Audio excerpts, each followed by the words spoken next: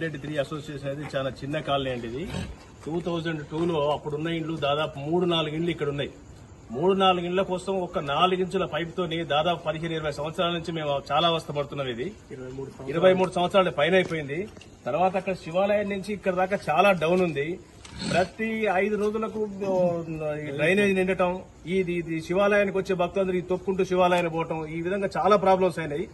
లచ్చిరెడ్డి గారు మాకు ఆల్రెడీ మా కాలనీ ప్రెసిడెంట్ కాబట్టి ఆయనతో ఉన్న చొరవ వల్ల మీరు ఎట్టి పరిస్థితిలో ఈ డ్రైనేజ్ వ్యవస్థను కంప్లీట్ చేయాలనే ఉద్దేశంతో ఆయన కొన్నాళ్ళు ఏమైందంటే ఈ రోడ్డు కట్ అయిపోతుంది, మళ్ళీ ఫండ్స్ వస్తే రావో, మీరే ప్రాబ్లం పడతారు అంటే మేము ఎన్నిసార్లు తిరిగి ఇస్తే చేసిన వ్యవహారం గానీ ఇది ఎక్కడో ఫండ్స్ తిరిగితే చేసిన వ్యవహారం అనేది అయితే కాదు.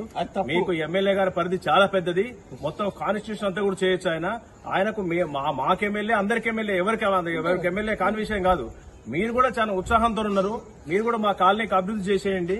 మా కాలనీకి చాలా సమస్యలు ఉన్నాయి. ఇంకోటి ఇప్పుడు ఆ కాలనీ కూడా పార్క్ వెనకాల కూడా పెద్ద అక్కడి సాహెబ్ నగర్ నుంచి వచ్చే వాటర్ మొత్తం చాలా ఉంది. అక్కడ సాగర్ కాంప్లెక్స్ నుంచి వచ్చే వాటర్ అది ఎంత దుర్వాసన వస్తుందంటే ఒక్కసారి మేము ఈ ఇండ్లలో పడుకోలేని పరిస్థితి, విపరీతమైన దోమలు.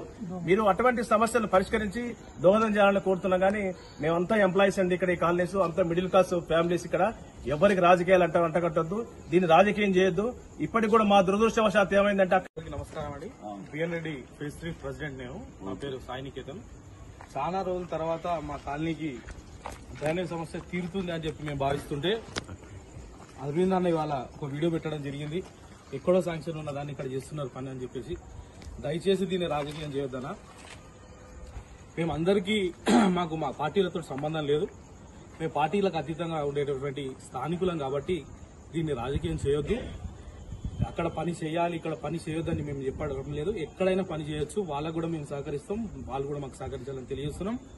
ఇంకోటి, అక్కడ డ్రైనేజ్ నిండితే ఎంతో ఖర్చు పెట్టి 1,30,00,000 రూపాయలు శాంక్షన్ చేసుకుని ఇవాళ హుడా పార్క్ ఏర్పాటు చేసుకుంటే అక్కడ పార్క్ లాగా లేదు, అది డ్రైనేజ్ వ్యవస్థ లాగా అక్కడ ఉంది. ఇవాళ కేవలం ఈ డ్రైనేజ్ పొంగడం వల్ల అక్కడ అది అవుతుంది. కాబట్టి ఈ సమస్యను అత్యంత తొందరలో దీన్ని పరిష్కరించాలని చెప్పి మీకు భావిస్తూ, దయచేసి ఇదేమో అన్నారట కార్పొరేటర్ గారి ఇంటి దగ్గర డ్రైనేజ్ పొంగుతుంది, వాళ్ళు చేసుకుంటున్నారని చెప్పి. అది కాదు, ఇది వేరే లైను. మీకు తెలుసో తెలియదో ఇది మీ ఇంటి లైన్ అన్న, మీ ఇంటి లైన్ లో ఉన్నటువంటి డ్రైనేజ్. అది ఆ డ్రైనేజ్ కు సంబంధం లేదు. ఇది కేవలం రాజకీయం చేయకుండా దీని సమస్య